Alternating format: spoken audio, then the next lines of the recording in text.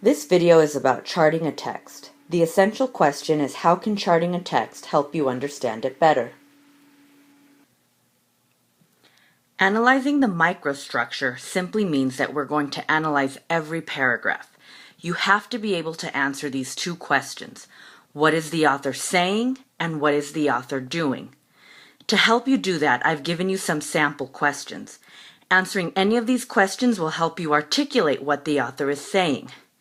When it comes to what the author is doing, you have to think in terms of verbs. Here are some examples of what an author can do. Basically, your response here should start with the verb. I'm going to give you an extensive list of verbs in class that should get you through the rest of high school and your first year or two of college. There are two ways to chart a text.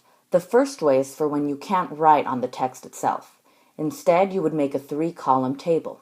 The first column needs to have the paragraph number, the second will have what the author is saying, and the third what the author is doing. So eventually every row has the information for one paragraph.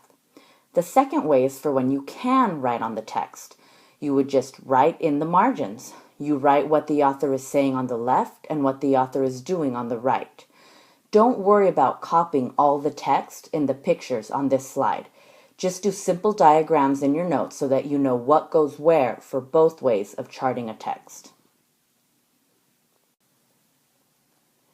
Charting a text will help you understand both what the author is saying and doing in each paragraph of a text.